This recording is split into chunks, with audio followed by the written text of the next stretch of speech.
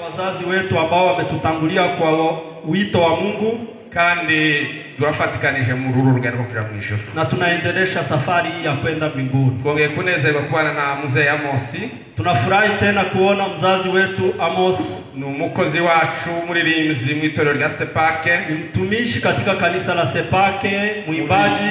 Mu biterane vyaduhuzaga twese yazaga turirimbira indirimbo nziza, mwabonye ko yanaturirimbiye muri kino gitondo. Kwa mikutano ambayo ilikuwa ikituunganisha sisi sote, alikuwa akituburudisha kwa nyimbo. Imana ikomeje kubarindira hari abatuye bakaba baje tukabona no munsi. Kuwa naye Mungu anaendelea kuwalinda mahali walipo, na leo tunaonana asubuhi ya leo. Tubishimiye Imana yo mu ijuru, Imana ishimwe. Tunashukuru Mungu wa mbinguni, Mungu asifiwe. Tudatinze rero reka tuganire ijambo ry'Imana. Bila kukawa, acha tuongee neno la Mungu. Turasoma mu gitabo cy'Ibyahishuriwe Yohana. Ufunuo wa Yohana, tutasoma katika Ufunuo wa Yohana. Turaza gusaba David kudusomera niba afite Biblia yera. David atatusomea kama ana Biblia ya Kiruga. Biblia ya Kiruga. Ibyahishuriwe Yohana ibice bitatu. Ufunuo wa Yohana sura yake ya 3. Turahera ku murongo wa 7 turangiza wa 12. Mstari wa 7 hadi wa 12. Yongera asome mu rwandiko rwa Paulo rwa 2 yandikiye Abakorinto. Barua ya Paulo wa pili kwa Wakorinto, ibice 5 ku murongo w'10. Sura yake ya 5 na mstari wa 10. Karibu David kudusomera. Karibu David. Ibyahishuriwe Yohana igice cya 3 murongo wa 7 ugeza ku wa 12. Wandikire marayika w'itorero ry'i Filadelfiya uti: wera kandi ukuri, ufite urufunguzo rwa Dawidi, ukingura ntiyagire ukinga, kandi ukinga ntiyagire ukingura. Aravuga aya magambo ati: nzi imirimo yawe, dore nshize imbere yawe urugi rukinguye, kandi ntawubasha kurukinga. Kuko ufite imbaraga nke, nyamara ukitondera ijambo ryanje, ntiwihakane izina ryanje.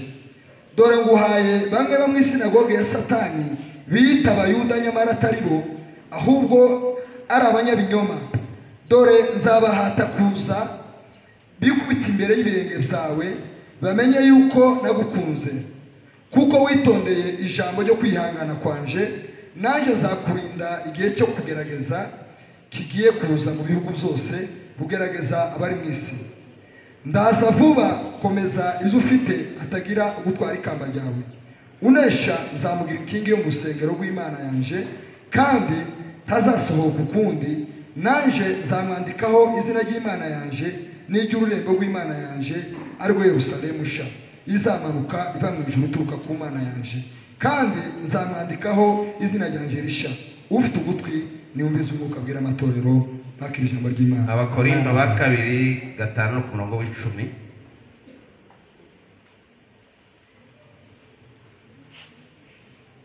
Abakorinto ba 2:5 ku murongo w'10.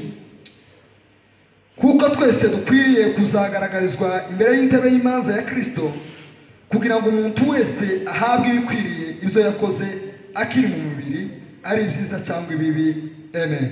Amen. Kuko twabivuze twasomye, kama vile tumetangulia tukisema, tumesoma. Reka dushime Imana amasengesho. Acha tushukuru Mungu kwa maombi. Turagushimiye Imana kuko utwemereye guhagarara imbere y'ubwoko bwawe. Asante Yesu. Tugiye kugabura ijambo ryawe. Urabizi ko turi abanyantege nkeya, ariko turasaba imbaraga z'Umwuka Wera kutubashisha. Aya magambo n'ayawe, rero wakunze ko tuyacisha mu kanwa kacu kugira ngo tugire icyo tubwira itorero ryawe. Kingura imitima y'itorero ryose abateraniye hano, kugira ngo ijambo ryawe Mwami ribagirire akamaro, kandi ribafashe muri ubu bugingo, ribategura mu bugingo buzaza. Urakoze kubyemeye mu izina rya Yesu Kristo Mwami n'umucunguzi wacu. Amen. Amen. Tumaze gusoma amajambo y'Imana, tunamaliza kusoma maneno ya Mungu, kandi tumaze kuyasengera, na tunamaliza maombi.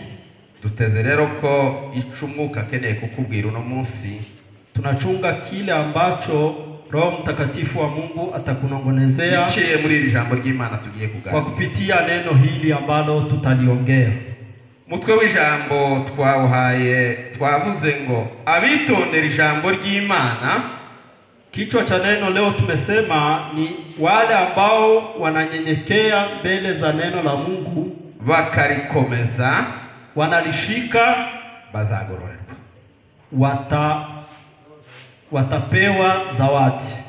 Abitondera ijambo ry'Imana bakarikomeza, wale ambao wanalishika neno la Mungu, bakarikomeza, wanalishika mara, bazahabwa ingororano cyangwa se bazagororerwa, watapewa zawadi. Imana ishimwe cyane. Mungu asifiwe sana. Twaganiriye hejuru y'amatorero yose muri Aziya kwa arindwi, kwa atandatu. Tumeongea kwa zile kanisa zote 7. Iri niryo ryakarindwi tugiye kuganira no munsi. Hili ndilo kanisa la 7 ambalo tutaongea asubuhi ya leo. Muri aya matorero kwa arindwi, katika kanisa hizi zote 7 hari ico Imana yagiga ya muramwe. Kuna kile ambacho Mungu amegairi kwa kila limoja. Ariko iri torero rya Philadelphia ni rya Smyrna, lakini katika kanisa hili la Philadelphia na Smyrna, mwumvise ko twasomye nta Imana yarigayeho. Hakuna kile ambacho Mungu amesema juu ya kanisa hizi. Ayagiyagawa twarabivuze nejo muri twayasubiyemo. Yale ambayo Mungu alienda na yagairi tumeyaongea hata jana. Twavuze ko itorero rya Efeso Imana yarigayeko ryari urukundo rwayo rwa mbere. Kanisa la Efeso tumesema kwamba Mungu ameligairi kwa sababu limeacha upendo wake wa kwanza. Itorero rya Pergamo Imana yarigayeko ryivanze n'isi. Kanisa la Pergamo Mungu ameligairi kwa sababu limejichanganya na ulimwengu. Itorero rya Tuatira Imana yarigayeko ryakurikije inyigisho z'ubuyobe za Yezebeli. Kanisa la Tuatira Mungu ameligairi kwa sababu limefatisha yale mafundisho ya Yezebeli. Kandi rero muri twagerageje kuvuga Yezebeli uwariwe, na tumejaribu kusema Yezebeli ni nani. Twavuze ko Yezebeli yari umugore w'umunyamahanga kazi, umukobwa wa Etibari w'umunyamahanga w'i Sidoni. Alikuwa ni mwanamke wa mataifa wa Etibari wa Sidoni. Uwo mugore azana ibigirwamana by'iwabo abizana muri Israeli. Mke huyo akaleta miungu ya kigeni katika nchi ya Israeli. Uzamuyumva za Baali na za Ashera. Mnasikia miungu hiyo Baali na Ashera. Ikindi kintu twavuzeho ejo bundi ijambo ry'Imana. Kingine ambacho tumeongea kwa neno la Mungu hilo, twavuze ko umugore Yezebeli ariwe wazanye bino bintu byo kwihindura imibiri. Mwanamke huyo Yezebeli ndiye aleta mambo haya ya kujipodoa, kugeuza miili, bisiga marangi, kujipodoa. Usomye mu Bami ba 2:30 uzaribona iryo jambo. Ukisoma kwa Wafalme wa Pili, inyigisho ziwe rero murabibona kuno munsi zakoze mu bantu benshi cyane. Mafundisho yake yameendelea kutumika kwa watu wengi sana. Iryo niryo jambo Imana yagaye itorero rya Tuatira. Ndilo neno hilo ambaye Mungu amegairi kanisa la Tuatira. Itorero rya Sardi, kanisa la Sardi ryari ikimana rigayeho mu ruko ryari ryarasinziriye mu buryo bw'umwuka. Kanisa hilo limesinzia kwa kiroho. Gitagoko liliho ariko ryari ripfuye kiroho. Lilikuwa likizani lipo lakini lilikuwa limekufa kwa kiroho. Gituma Imana yarigende, Yesu yarigende inama ryo kugira ngo ribe maso itabari bigiye gupfa, ibindi byari bigiye gupfa. Ndiyo maana waliambia liwe macho, lizingatie kile ambacho kilikuwa karibu kufa. Twavuze hejuru y'itorero rya Laodikia. Tumesema kwa kanisa la Laodikia ngo ntiryari rishushe kandi ntiryari rikonje. Halikukuwa ni baridi ni moto. Ryari akazuyaza. Lilikuwa hapo katikati. Rigereranijwe n'umukristo muvuguvugu. Linaunganishwa na Mkristo yule mvugavugu, udashushe kandi udakonje, yule ambaye si baridi wala si moto. Twamugereranije na nyirakamvutabi uruvu. Tumemfananisha na kameleo, kigeugeu. Kameleo ngo izisa naho igeze. Kigeugeu kinafanana na mahali ambapo kilipo. Ugeze mu Wakristo, Mukristo. Ukifika kwa Wakristo unakuwa Mkristo. Wagera mu wapagano ukishushanya nabo gasa nabo. Ukikuwa kwa wapagani unafanana wale wapagani. Mani tuwabarishe. Mungu atusamee sana. Rero reka tuvuge hejuru y'itoro rya Philadelphia. Acha tuongee kwa kanisa la Philadelphia.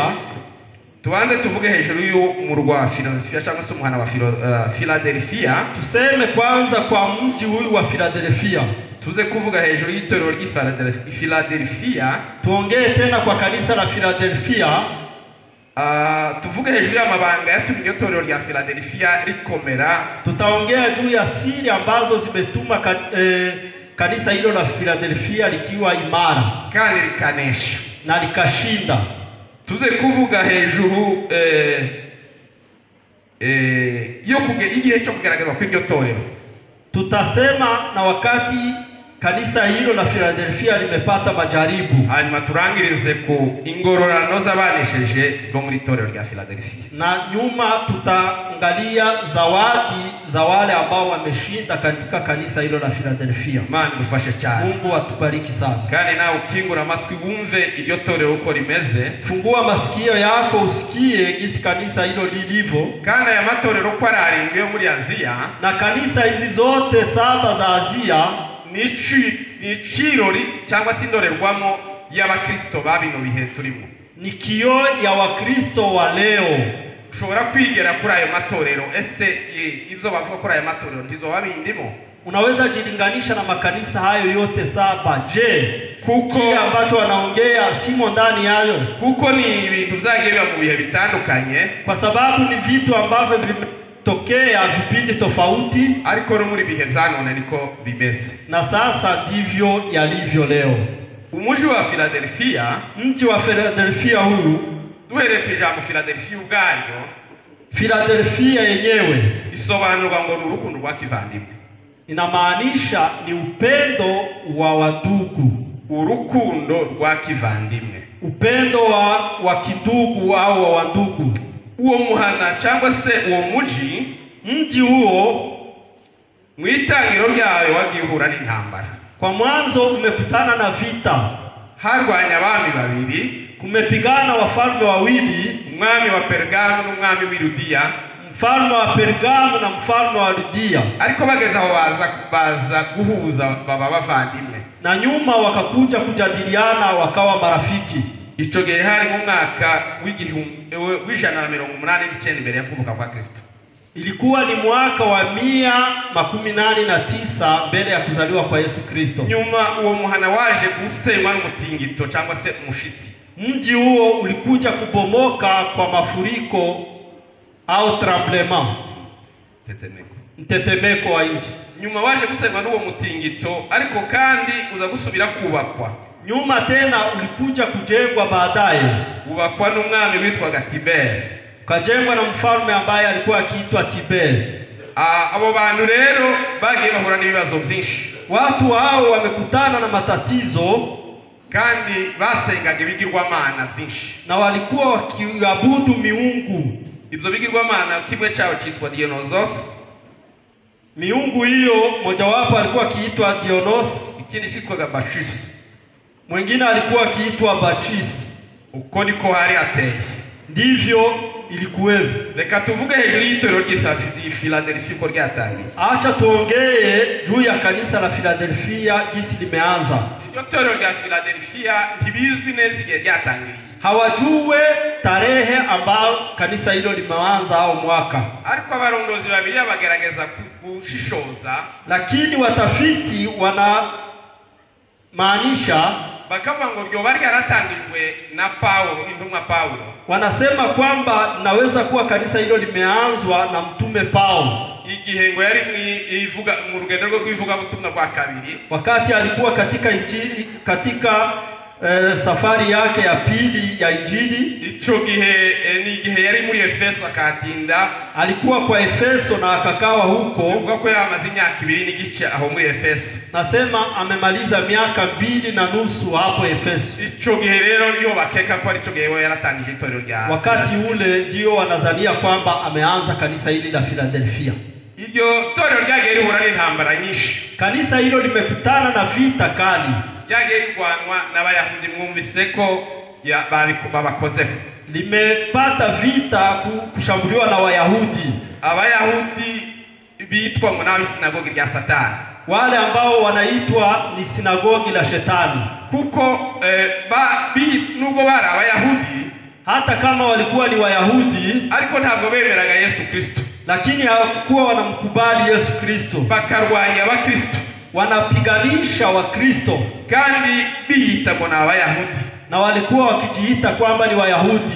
Abakristo rero, abo bakristo b'Abayahudi basengaga nabo ibindi bigirwamana. Wakristo hao Wayahudi hao walikuwa wakiabudu miungu mingine. Abakristo bakeya bari barayobotse Kristo, Wakristo wachache ambao walikuwa wamekubali Kristo bakarwanywa, walikuwa wakipata shida au vita.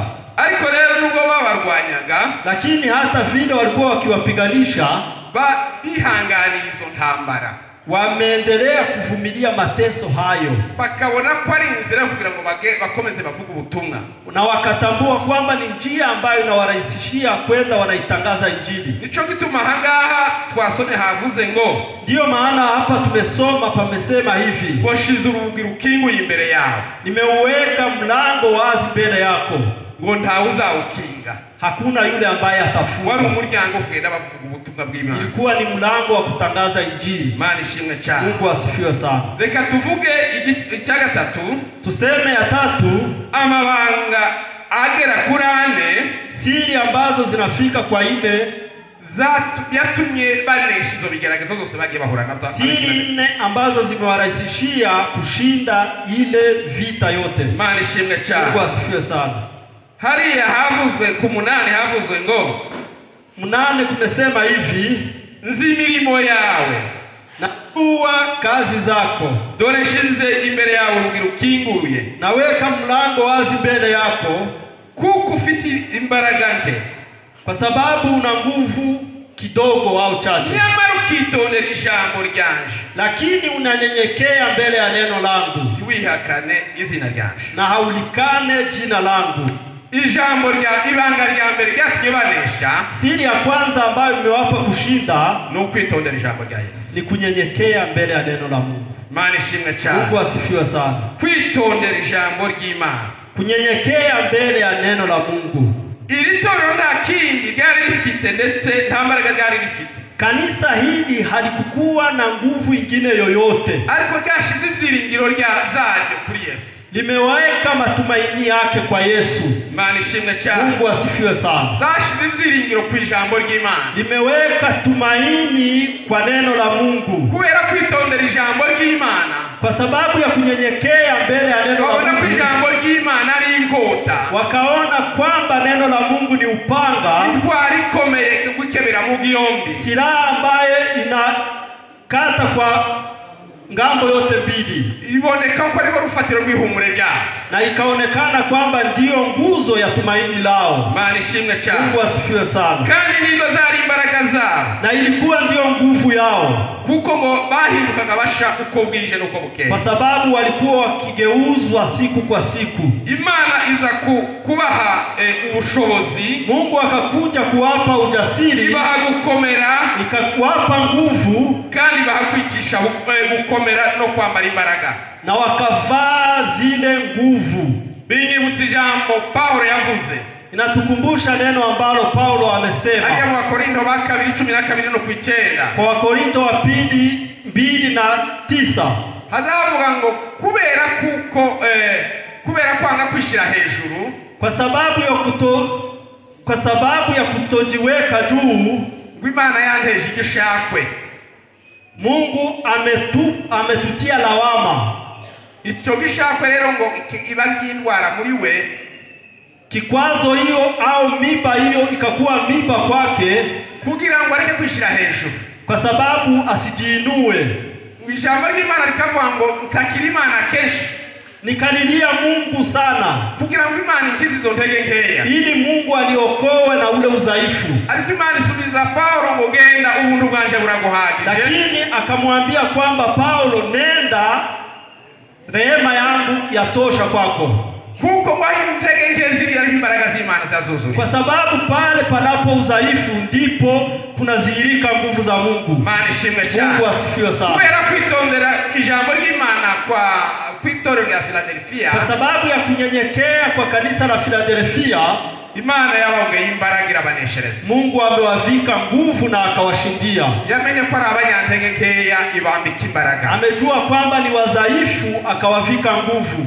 Ibanga rya kabiri, siri ya pili, bakomeje kwiringira Kristo. Wameendelea kumtumaini Kristo. Imana ishimwe cyane. Mungu asifiwe sana. Jambo ry'Imana hariya muri Zaburi 125 rivuga ngo, Zaburi ya 125 inasema hivi, ngo abiringiye Uwiteka bameze nk'umusozi. Wale ambao wanamtumainia Bwana kama mlima, hawatikiziki, hawatikiziki. Kubera kwiringira Imana kwabo, kwa sababu ya kumtumainia Mungu, iryo torero ryakomeje kwiringira Imana. Kanisa hilo limeendelea kumtumainia Mungu. Ihakana Kristo mu bihe by'intambara, halikumkana Kristo wakati wa vita. Kuko muzina rya Kristo, kwa sababu jina la Kristo ngo nizo yaragakiza ka lilikuwa ndio wokovu wao. Imana ishimwe cyane. Mungu asifiwe sana. Kandi ngo niryo basengeragamo, na hilo jina ndilo walikuwa wakiomba ndani, wakiabudu ndani. Na Wakristo turi muri Kristo Yesu, na Wakristo tukiwa ndani ya Kristo Yesu, jina rya Kristo niryo bushobozi bwacu.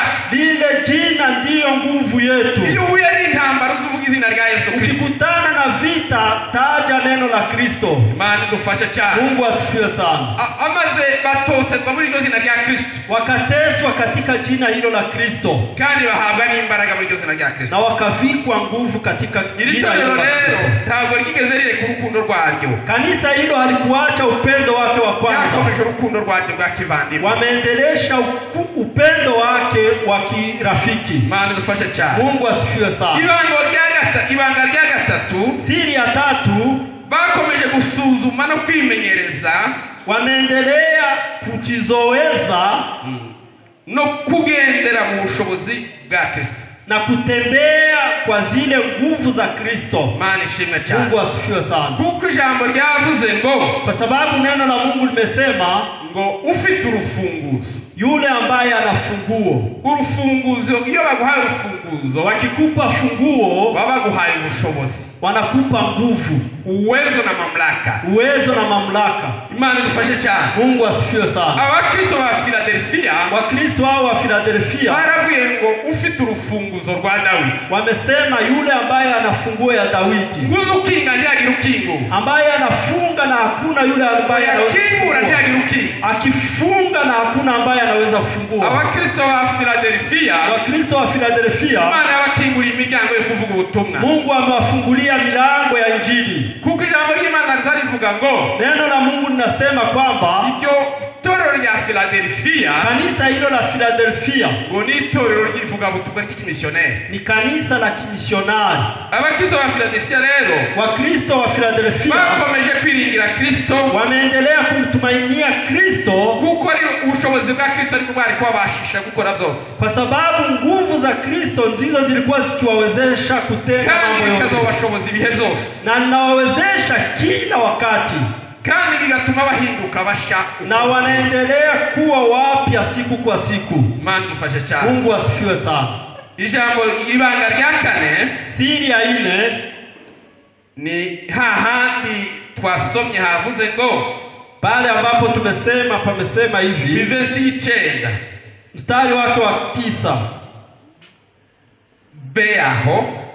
be yake haravuga ngo, nzabahata kuza bikubita imbere ya ibirenge byawe, nitawaimarisha kuja mbele ya miguu yako, bamenye yuko nagukunze, wajue kwamba nimekupenda.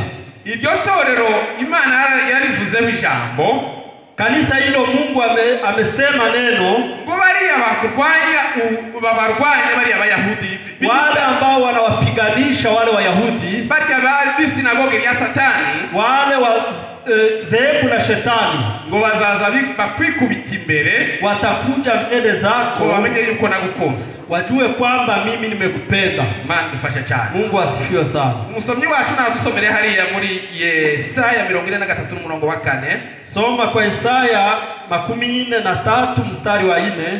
kugira ngo tubone uko dukomeza kuganira kuri iryo jambo. ili tuendeleshe kwa neno hilo. Yesaya 43 Yesaya 43 umurongo wa 4 mstari wake wa 4.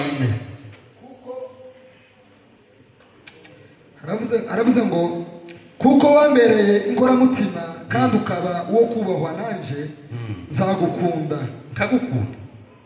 nkagukunda nicyo kizatuma ntanga ingabo zigapfa ku bwawe n'amahanga kayatangirira ubugingo bwawe. Amen. Amen. Ahangaha mwumvise icyo Imana yavuze hejuru ya Israeli. Mnasikia gisi Mungu amesema juu ya Israeli.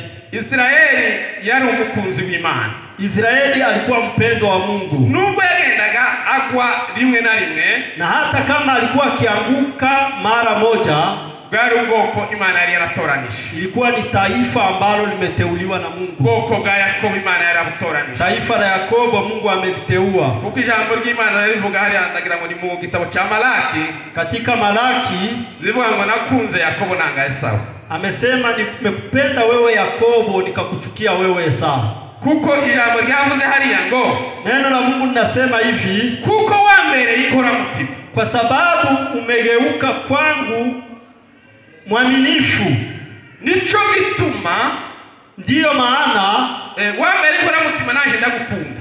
Umekuwa mwaminifu kwangu nami nikakupenda. Kuko bayo kubaho imbere yanje, kwa sababu umekuwa wa kutamanika mbele zangu. Nico gituma nzatanga ingabo kubwawe. Ndiyo maana nitatoa jeshi kubwa kwako n'amahanga na mataifa kayatangirira ubugingo bwawe, na wote wanaangamia kwa ajili ya uhai wako. Imana ishimwe cyane. Mungu asifiwe sana. Umuntu wabaye inkoramutima y'Imana, mtu ambaye amekuwa ni rafiki wa Mungu, umuntu wakunze kurwanira ku ruhande rw'Imana akaguma hafi kuri y'Imana, yule ambaye amepigana sana vita kwa upande wa Mungu, Imana izimurwanirira, Mungu anampigania. Imana izimuba hafi, Mungu anakuwa karibu naye. Imana iziba mu ruhande rwiwe, Mungu anakuwa karibu naye.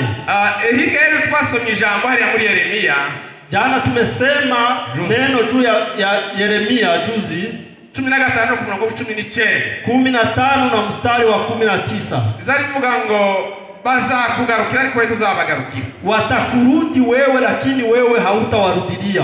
Ngo nukuri bishimwa mu bigaho, ukitosha yale mazuri ndani ya mabaya, uzaba kamwa kaje, utageuka kinywa chako. Imana ishimwe cyane. Mungu asifiwe sana. Umaze kwitunganya ugakura ibishimwa mu bigawa, ukishajisafisha na kutosha yale mazuri ndani ya mabaya, Imana izikuba hafi mu ntambara zose. Mungu anakuwa karibu kwa kila vita ambavyo unakutana navyo, kandi kakurwanirira mu ntambara zose ugenda uhura nazo, na anakupigania kwa vita vyote ambavyo unakutana navyo. Kuko ijambo ry'Imana ryavuze hari, kwa sababu ndio gisi neno la Mungu nasema. Imana ifasha cyane. Mungu anasifiwe sana. Ngo nzabahata kuza bikubita imbere y'ibirenge byawe, nitawahimiza kuja na kukaa chini ya miguu yako, ngo bamenye kuko nagukunze, wajue kwamba mimi nimekupenda. Kuko Imana yavuze hejuru y'itorero rya Philadelphia. Ndivyo gisi Mungu amesema kwa kanisa la Philadelphia. No kuri wowe uno munsi hatuweze kuongea kwa sasa, nico gituma nawe Imana ishobora kurivuga kuri wowe.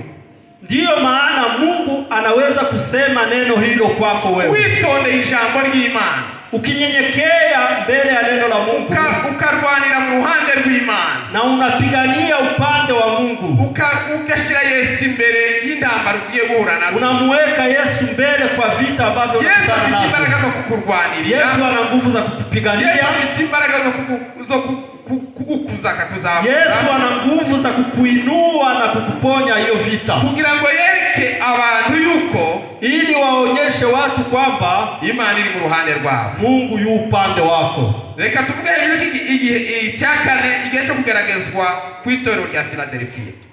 Tusikie gisi ya jaribu za kanisa la Philadelphia, wakati wa kujaribiwa. Kubera ko itorero rya Philadelphia ryagitanze kuguma mu bushake bw'Imana, kwa sababu kanisa la Philadelphia limejitoa sana kuwa kwa mapenzi ya Mungu, Imana yakomeje kubana n'iryo torero, Mungu ameendelea kuwa pamoja na kanisa hilo, kandi likomeza kwihangana, na kanisa hilo likavumilia, likomeza kwihangana, kanisa hilo likavumilia mateso hayo, likavumilia mateso. Bikatwibutsa rya jambo Yakobo yanditse, na inatukumbusha lile neno ambalo Yakobo ameandika igice cya 12 sura ya kwanza mstari wa 12. Yaravuze ngo hahirwa umuntu wihanganira ibimugerageza, heri yule ambaye anayavumilia yale matatizo, ngo kuko ngo namara kwemerwa akishinda azahabwa ikamba ry'ubugingo, atavikwa taji la uzima. Ibyo Imana yasezeranije abayikunda, lile ambao Mungu ameandalia wale ambao wanampenda. Mwene data, nuguhura n'ibigeragezo, ndugu rafiki, hata ukikutana na matatizo hayo, jambo ry'Imana rivuga ngo wihangane. Neno la Mungu nasema vumilia. Numara kwemerwa, ukikubaliwa, Imana izaguha ikamba ry'ubugingo, Mungu atakuvika taji la uzima. Paulo nawe yandikiye Timotheo, Paulo akawaandikia Timotheo igice cya 4 2 mstari wa 7. Timotheo wa 2 igice cya 4, Timotheo wa 2 sura yake ya 4 murongo wa 7 n'uwa 8, mstari wake wa 7 na wa 8. Yavuze ngo narwanye intambara nziza, nimevipigana vita vilivyo vizuri, ngo ndinda kwizera kwanje, nikaishika imani yangu, komeza urugendo rwanje, nikaendelea kwa safari yangu, ngo ibisigaye kinachobaki mbeke ikamba ryo gukiranuka, ninaliwekewa taji la uzima, taji ya haki, taji ya haki, mbeke ikamba ryo gukiranuka, nawekewa taji ya haki, iryo umucamanza utabera zamba, kwa lile ambalo yule mwamuzi mkuu atanipa, ngo kandi sizinjegine, na si mimi peke yangu, ngo nibarya bose bakunze kuzaboneka ku Mwami Yesu, na wale ambao wamefurahia kuzirika kwa Bwana Yesu Kristo. Mungu asifiwe sana. Mwene data, rwani intambara nziza yo gukiranuka, ndugu yangu, pigana vita vilivyo vizuri, komeza urwani intambara nziza ngiye kupigana vita vizuri kama Paulo. Paulo yaravuze ngo sijeje nyine, Paulo amesema si mimi peke yangu. Wihangane izo ntambara uhura nazo, na wewe ukivumilia ile vita ambayo unakutana nayo, ufite ingororano, ufite ikamba, una taji ambalo unawekewa, ufite ikamba ryo gukiranuka, una taji la utukufu, kuko wakomeje kwihanganira gukiranuka kwawe, kwa sababu umeendelea kuvumilia yale matatizo, ukomeza kwihangana wewe gukiranuka kwawe, ukaendelea kuwa mtakatifu muri izo ntambara ugenda uhura nazo, katika vita vile unakutana navyo. Imana iri kumwe nawe, Mungu yuko pamoja nawe, usiogope, umenye ufite ikamba ryo gukiranuka, ujue kwamba una lile taji ambalo unalowekewa, na ni taji na shurti gusa ni imwe, shurti ni moja tu, nuko urwana ukomeza gukiranukira Imana, ni kwa sababu uendelee kutakasika na kuwa mtakatifu mbele za Mungu. Imana idufashe cyane. Mungu asifiwe sana. Cya gatanu twavuze ko tuvuga hejuru y'ingororano z'abanesheje b'i Philadelphia. Ya 5 tumesema tutasema kwa juu ya zawabu za wale ambao wameshinda, abazanesha, ingororano z'abazanesha b'iryo torero rya Philadelphia, zawabu za wale ambao watashinda katika kanisa hilo la Philadelphia. Iryo torero Imana yashimye ku bintu bitatu. Kanisa hilo Mungu amelisifia kwa mambo matatu. Yarishimiye intege nkeya ryazo, amefurahia ule udhaifu wao. Icya kabiri, ishimira kwitondera ijambo ry'Imana. Ya pili, akafurahia kunyenyekea kwao mbele ya Mungu, ya neno la Mungu. Icya gatatu, yarishimye kuko litihakanye izina rya Yesu.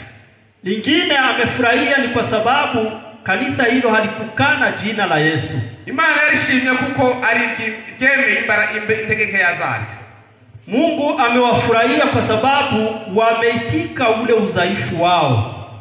Natwe wa Kristo, na sisi wa Kristo, Imana yishimira ko iyo twicisha bugufi tukemera ko turi abanyantege. Mungu anafurahia kwa sababu tumenyenyekea na tunaitika udhaifu wetu. Kuko iyo mbaye umunyantege, nikikuwa mdhaifu, nico gihe Yesu azarushaka kumpa imbaraga.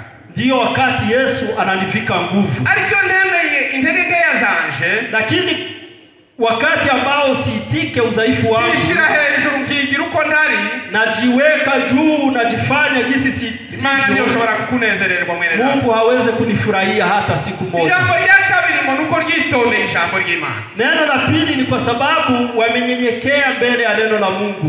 Bubasha ijambo ry'Imana bararyitondera. Wamenyenyekea na kutii neno la Mungu. Imana dufashe cyane. Mungu asifiwe sana. Ijambo rya gatatu Imana yashingira itorero. Neno la tatu ambalo Mungu amefurahia kanisa hili na rya Kristo. Halikulikana jina la Kristo.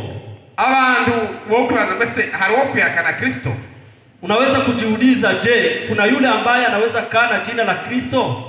Ntawo kuyakana kumugaragara. Hakuna yule ambaye tunaweza muona. Ariko muri zangeso zawe hari ngenderamo. Lakini kwa matendo yale ambayo unatembea ndani, ugakora ibyangwa n'Imana, unayafanya yale ambayo hayampendeze Mungu, ico gire uba wihakanye Kristo. Wakati huo unakana Kristo. Kuko ntiwumvira ico ijambo ry'Imana kwa sababu hautii yale ambayo neno la Mungu linasema. Ijambo ry'Imana rivuga ngo buri munsi rizagicara riguhatira kwihana. Neno la Mungu linatuambia kila siku linatuhimiza kutubu. Ariko rero mu yotihanye, wakati ambayo hautubu, wali wakayica ijambo ry'Imana rihari kubwira, unakana yale ambayo neno la Mungu linasema. Ariko ijambo ry'Imana no munsi, neno la Mungu linasema hivi, liraguhatira kugira ngo ureke kwihakana ijambo ry'Imana. Linakuhimiza usikane neno la Mungu. Basomye gufite ugutwi niyumve. Wamesoma yule ambaye anasikio asikie. Izunguka ngo hayabwira amatorero. Neno ambayo Roho anayaambia makanisa. Reka tuvuge hejuru y'ingororano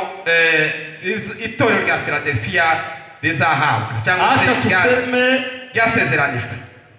Zawadi au zawabu ambazo kanisa la Philadelphia linahaidiwa.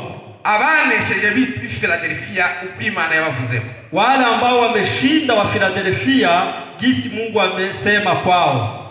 Hariya havuze ngo pamesema hivi kwa 12, unesh yule ambaye atashinda nzamugira inkingi yo mu rusengero rw'Imana yanje, nitamweka kuwa nguzo ndani ya kanisa langu, kandi ngo ntazasohoka ukundi. Ntazasohoka ukundi, hatatoka ndani ya kanisa hilo hata siku moja. Nzamwandika w'izina ry'Imana yanje n'iry'ururembo rw'Imana, nitamwandika jina langu kwa kipaji cha uso wake, kandi na tena nzamwandika w'izina ryanje, nitamwandika kwa kipaji cha uso wake jina langu lipya. Ni ibintu bine bazagororerwa, watapewa mambo 4. Ijambo rya mbere, kugirwa inkingi yo mu rusengero rw'Imana. Neno la kwanza, atawekwa kuwa nguzo ndani ya kanisa. Abaneshe wale ambao watashinda, ngo bazagirwe kuba inkingi yo mu rusengero, watawekwa kuwa nguzo katika kanisa la Mungu. Inkingi, abantu bakuru baza akamaro kayo, wanajua maana ya nguzo. Abantu bakuru, watu wakubwa, k'abantu babaye iwacu, zuziri iwacu, watu ambao wameishi huko kwetu, n'ahandi mu bindi biturage wenda niko bimeze, nafasi zingine wanajua mambo hayo. Bubakaga inzu bamara bakayishiramo inkingi zigifata. Ukijenga nyumba na unaweka nguzo ambayo inashika nyumba hiyo, kuko inzu idafite inkingi ntabwo yashoboraga kuramba. Nyumba ambayo haina nguzo haiwezi kudumu. Habe nano muri urusengero kwitegereje harimo inkingi. Hata kwa kanisa hili kuna nguzo. Izi nkingi nizo zitumye urusengero rukomera. Nguzo hizi ndizo zinashika kanisa hili. Habe no mu rusengero rwa Salomo naho harimo inkingi. Hata kwa kanisa la Salomo kulikuwa nguzo hizo. Usomye mu Bami ba mbere gice cya 7 umurongo wa 21, ukisoma kwa Wafalme wa kwanza sura yake ya 7 mstari wa 21, mu rusengero rwa Salomo yari yarubatse, katika kanisa la Salomo alikuwa akijenga, yashizemo inkingi zibiri, ameweka nguzo 2. Inkingi yule ngo yitwaga Yakini. Nguzo moja ilikuwa ikiitwa Yakini, bisobanura ngo azagukomeza, ambayo inamaanisha kwamba atakuweka nguvu. Inkingi y'ubumoso ngo yitwaga Boaz. Nguzo ya kushoto ilikuwa ikiitwa Boaz, bisobanurwa ngo hari imbaraga, ambayo inamaanisha kwamba kuna nguvu. Imana ishimwe cyane. Mungu asifiwe sana. Bene data, tuwa inkingi yo mu rusengero rw'Imana, tukiwa nguzo ndani ya kanisa la Mungu tuba duhawe ubushobozi bukomeye, tunapewa nguvu kandi tugahabwa n'imbaraga, na tunapewa nguvu za kushinda. Imana idufashe cyane. Mungu asifiwe sana. Natwe rero dusabye kuba inkingi zo mu rusengero rw'Imana, nasi inatupasa tuwe nguzo ndani ya kanisa la Mungu, ndetse no mu ijuru ngo abanesheje bazabe inkingi yo mu rusengero rw'Imana. Hata wale ambao watashinda mbinguni watawekwa kuwa nguzo katika kanisa la Mungu. Icyakabiri, neno la pili, ingororano ya kabiri, zawabu ambazo ngo azandikwaho abanesheje bazandikwaho izina ry'Imana yacu, watawekwa jina la Mungu wetu. Ndatekereza wenda ni mu ruhanga, inaweza kuwezekana ni kwa uso, bazandikwa ku ruhanga rwabo izina ry'Imana yacu, watawekwa jina la Mungu wetu kwa paja za uso wao. Icyagatatu, ya tatu, ngo bazandikwa izina ry'ururembo rw'Imana yacu, watawekwa jina la muji ariyo Yerusalemu nsha, ndiyo Yerusalemu mpya. Bazandikwaho izina ry'ururembo rw'Imana ariyo Yerusalemu nsha, wataandikwa jina la Yerusalemu mpya, na hii jina hilo litakuwa ndilo jina mpya. Imana ishimwe cyane. Mungu asifiwe sana. Icyakane bazagororerwa, ya ine ambao watapewa, bazandikwaho izina rishya rya Yesu Kristo, watawekwa jina jipya la Yesu Kristo. Muramura amaboko mushima Imana. Haleluya, amen. Twifuze kuzandikwaho iryo zina rishya rya Yesu Kristo, tutamani kuwa na jina hilo la Yesu Kristo. Twifuze kuzaba abanesheje, tutamani kuwa washindi, kugira ngo tuzambikwaho izina rishya, ili siku moja kandi iryo zina ni rya Yesu Kristo, na jina hilo ni jina la Yesu Kristo. Mu kurangiza tugiye gusoza, kwa kumaliza, ku murongo w'10 havuze ngo, kwa mstari wa 10 pamesema hivi, komeza icyo ufite, shika kile ulicho nacho. Murongo w'10, 11 nako, mstari wa 11, ndaza vuba, nakuja upesi, ndaza vuba, nakuja upesi. Komeza ibyo ufite, shika ulicho nacho, hatagira ugutwara ikamba ryawe, kusikuje yule ambaye atakunyang'anya taji lako. Mungu asifiwe sana. Komeza icyo ufite, shika kile ulicho nacho. Yesu Kristo alikuwa araza vuba, Kristo anarudi upesi, kandi aragusaba ngo ukomeze icyo wahawe, na anakuhimiza ushike kile ambacho umepewa. Icyo wahawe iki? Kile ambacho umepewa ni nini? Agakiza wakiriye, ni wokovu ambao umeupokea. Imana idufashe cyane. Mungu asifiwe sana. Ako gakiza wahawe ugakomeze, wokovu huo ambao umepewa shika sana. Komeza witondera ijambo ry'Imana icyo rikubwira, nyenyekea mbele ya neno la Mungu na usikie jinsi ninakuarifu, kuko ijambo ry'Imana ryatubwiye harya mu Bakorinto ba kabiri, neno la Mungu limesema kwa Korinto wa pili, harya twasomye kuri 5:10, pale ambapo tumesema 5 mstari wa 10, ngo twese tuzahagarara imbere y'intebe y'imanza ya Kristo, sote tutakuwa mbele ya kiti cha hukumu, kugira ngo umuntu wese, ili yeyote ahabwe ibyo yakoze ari byiza cyangwa ari bibi, apewe yale ambayo ametumika yakiwa mema au mabaya. Umuntu wese azagororerwa ibikwiranye n'ibyo yakoze, kila mtu atapewa zawabu yake kufatana na yale ambayo ameyafanya. Niba harikorera Imana neza, kama unamtumikia Mungu vema, ukomeza gukorera Imana mu kuri no mu mwuka, kama unamtumikia Mungu kwa kweli na roho, uzagororerwa mwene data, utapewa zawabu. Niba ukomeza kugendera mu ngeso zidakwiriye, na kama unaendelea kutembea kwa mambo ambayo hayastahili, naho uzagororerwa, nako utapewa zawabu yako. Imana idufashe cyane. Mungu atusaidie sana. Mu kurangiza reka dusome hariya mu Zahishuwe, kumaliza acha tusome kwa Ufunuo hariya 22 umurongo w'11 n'12. David dusomere naho tujye kurangiriza. Ufunuo 22 mstari wake wa 11 hadi 12. Ukiranirwa agumyakiranirwe, wanduye mu mutima agumye yandure, mukiranutsi agumye akiranuke, wera agumye yezwe. Dore ndaza vuba nzanye ingororano, kugira ngo ngororere umuntu wese ibikwiriye ibyo yakoze. Amen. Amen. kumvise uko ijambo ry'Imana rivuze. Tunasikia jinsi neno la Mungu linasema. Iri niryo jambo ry'indunduro ryo mu byahishuriwe Yohana. Ndilo neno la mwisho la ufunuo wa Yohana. Jambo ryavuze ngo ukiranirwa nakomeza kiranirwe. Neno la Mungu linasema anayezurumu azidi kuzurumu. Uwandura mu mutima nakomeze yandure. Na yule ambaye anajichafua ndani ya moyo wake aendelee kujichafua. Na wakomeze yezwe. Wakujitakasa naye ajitakase. Kuko ngo Yesu agiye kuza vuba, kwa sababu Yesu anakuja upesi. Kandi bazagororera umuntu wese bikwiranye n'ibyo yakoze. Na atamlipa kila mtu kufuatana na yale ambayo ameyafanya. Bene data, ibyo dukora byose, ndugu zangu, yale ambayo tunafanya yote zose Imana irabizi. Mungu anayajua.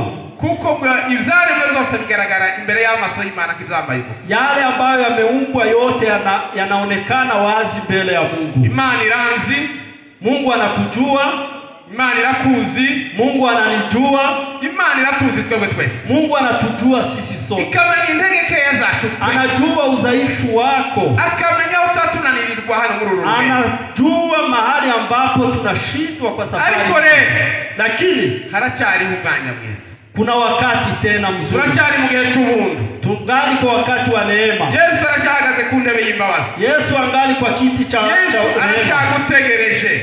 Yesu angali anakuchunga. Muri izo ntegekeya zawe, kwa udhaifu wako, muri uru rugendo rwacu kuja mu ijuru, kwa safari ya kwenda mbinguni, uracyafite amahirwe, ungali na bahati yo kugirirwa ubuntu, ya kuwa na rehema hiyo, kugira ngo Yesu akwambike imbaraga, ili Yesu akuvike nguvu, agushoboze kurwanya ibikugerageza, akuwezeshe kwa kupigana na yale yote ambayo anakupiganisha, akwezesha amaraso yiwe, akusafishe kwa damu yake. Kuko kwa sababu jambo ry'Imana linacaha rivugwa n'uno munsi. Neno la Mungu lingali nasema hata sasa. Kandi linavugwa kuri jewe nawe. Lina neno hata kwangu na kwako. Hariya muri Petro hajavuga ngo, kwa Petro kunasema hivi, Imana ntitizi isezerano ryayo. Mungu hakawiye na ahadi yake. Wari kwaratwihanganiye twebwe twese. Anatuvumilia sisi sote. Kugira ngo hatagira n'umwe waribuka. Ili kusikue hata mbaya atabaki. Mana dufashe cyane. Mungu atusaidie sana. Mukurangiza turirimbira ite korasi mwaririmbye Ange watatuimbia ile korasi. Uzamutegereza sinzarambirwa. Ngaho nkabayisubiramo, hanyuma niba ukeneye kwambikwa imbaraga, na nyuma kama unahitaji kuvikwa nguvu muri uru rugendo kugira ngo Imana izagushoboze kunesha, ili kwa safari hii Mungu akusaidie kushinda, nitwaguruka maze tubwire umukozi w'Imana Departeve abasengere. Utakuja kusimama ili Departeve atuombee. Yo ndiko nimuririmbe. Umuco nishiwa muri kiyobogingo bwacu, amaze wese mera kunahinduka, nagezibera mu mahema zamutegereza sinzarambirwa. Ambwira ko nkunda buri munsi, ambwira ko nkunda buri munsi. Ni mwiza, ni mwiza, ni mwiza kurusha uko bivuga. Amenyera kure, amenyera kuri ibyo ribwira, zamutegereza sinzarambirwa. Amen. Amen. Ngwamenyera kuri ibyo nibwira, anajua yale ambayo nayawaza, nzamutegereza sinzarambirwa. Nitachunga hadi mwisho. Rero tugusabye guhaguruka kugira ngo mwene data gusabire umukozi w'Imana. Acha tumuhitaji Departeve aombe. Karibu umukozi w'Imana. Karibu.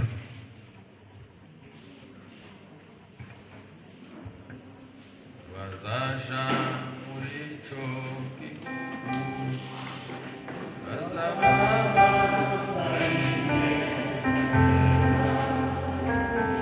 babikiwe ikamba zahabu, umusumeza w'ijina,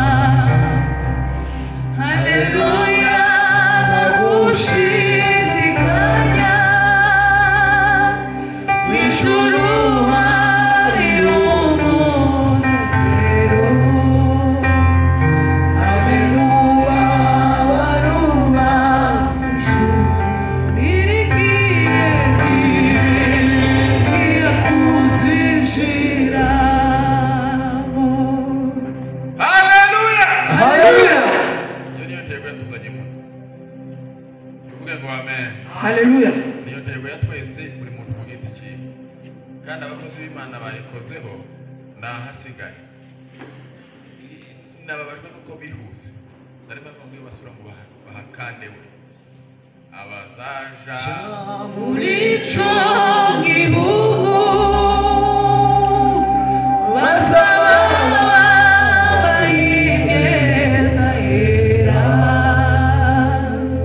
babikiwe ikamba ry'izahabu. Umunsi umeza winjira, abazaja muri ico gihugu bazaba bayigenda yera, babikiwe babikiwe ikamba ry'izahabu. umusume umeza winjira,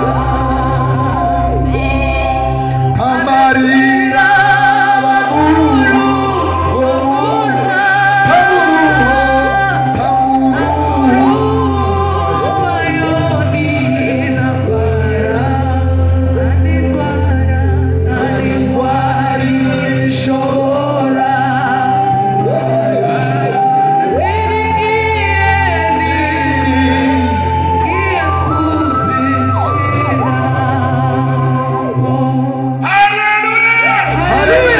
Mana yiteka, Mana y'Umwami wacu Yesu,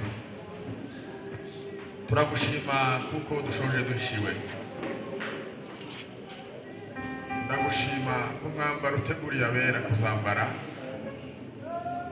kugira ngo bazabone kugera mu bwami bwawe, kandi ndagushima kuko iyo niyo ntego y'umuhamagaro wacu, kandi ariyo mpamvu yatumye duhagakiza muri Yesu. Turagusaba ngo muri uno munsi wa none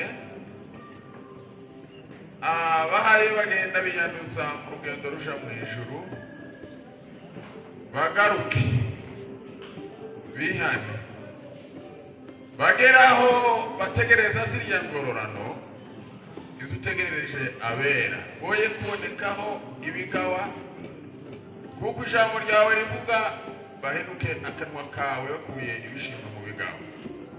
Turagushimiye kuko itorero ryawe rigira uburyo uzi urugenderera, kandi ari imvugo uzi ukoresha kugira ngo ryumve ibyo washatse kuvuga. Kandi turagushimira kuko abakurambere bacu wabiyeretse mu gihe cyabo, n'uno munsi bakaba bari mu rugendo bagana mu bwami bwawe. Natwe igihe cyarageze turakumenya, n'uno munsi haracyari ko abahaye bihana kugira ngo bizere. Turagusaba nk'itorero ryawe kugira ngo ubane natwe, udukomeze muri uru rugendo, uduhereze kuzagera ku munsi mwiza. Turagushimiye kuko amatorero yo muri Aziya nubwo yanenzwe byinshi, ariko hariho n'amatorero yakoze ibyiza, urabishima. Duheshe itorero ryawe rya none gukora ibyo byiza zakozwe n'itorero ryatubanjirije, kugira ngo natwe tuve mu mugayo twinjire muri gahunda yawe. Uri Imana nyir'itorero, uri Imana irifite, biravugwa mu ijambo ryawe uzaryishira kugeza aho rizaba rigeze ridafite umugayo ndetse no mu kanyana. Urakoze kubana n'imitima yacu no kwihumuriza, kuyambika no kuyubaka, kandi abakoze ibyaha ubababarire mu izina rya Yesu. Twizeye yuko Imana yumva kandi itanga iri jambo mu mitima y'abizera, bakaritahana k'umunyago ukomeye bagabanye imbere y'amateraniro mu izina rya Yesu. Amen.